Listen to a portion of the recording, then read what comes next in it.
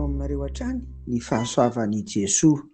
Amin'izao zoma izao dia andehantsika hiaraka hivavaka. Misaotra anao izay Tompo fa efa mamaraparana ny herinandro sahady ary raha mijery ny lasa izay dia tsapanay mihitsy ny tananao ny karakara, ny sandronao ny aro ary ny fanahinao masina no nanolontsaina anay Tompo, nahafahanay nanao ny adidy dia manandraikitra ny asa mandraharaha samihafa rehetra ka dia voninahitra ho anao. Amen.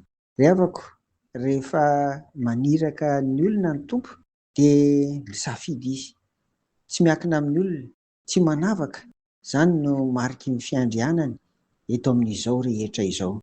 Eto amin'ny Isaia 1:7 dia kirosy, jentilisa, hirany ihany no nofidian'Andriamanitra ho hiraka, hanafaka ny vahoakany.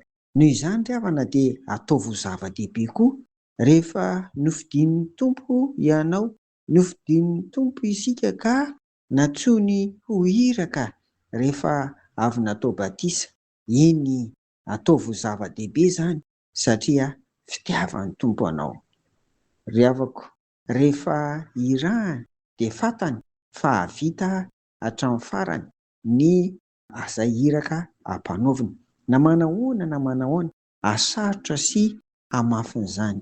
Ary indrindra koa tsy havelan'ny Tompo hiady irery na ho sanatria ho potipotika fahatany fotsiny ihany ny mpino, ny mpitondra filazantsara, ny olona irahany. Fa ino io ange ity teniny tamin'ny kirosy ity ndevaka itsika amin'ny anaran'i Jesoa. Izany indiny tsotra masina izany.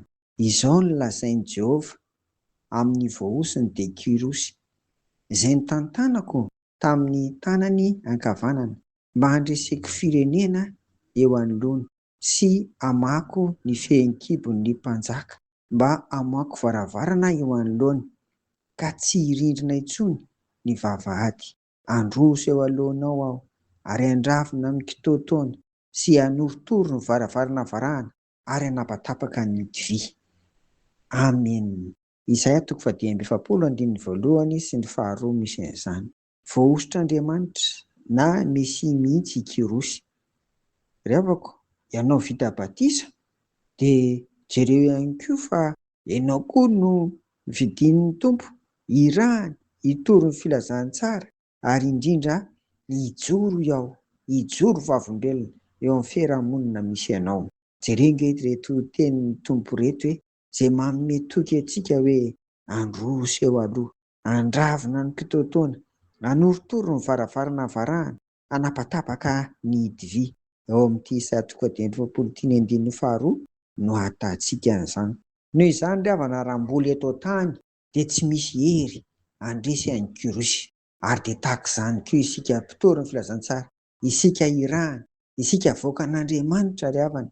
Raha mbola hery ninon'inona eto ambonin'ny tany dia tsy misy maharesy, indrindra Jesoa Kristy ilay nandresy ary hatramin'ny fahafatesana ry havana.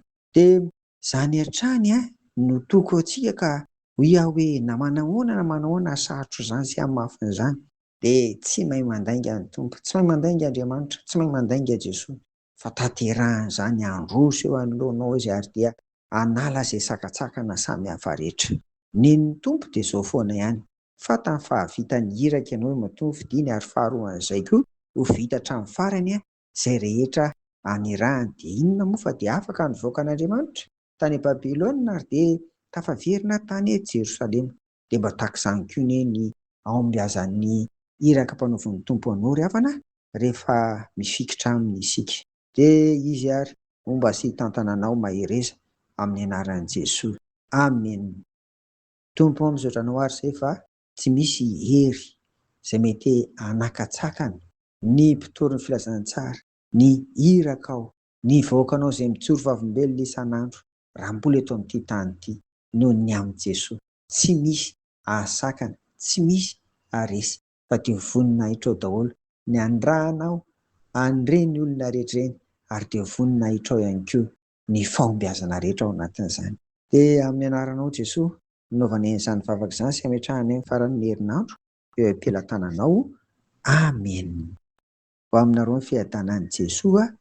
Amen.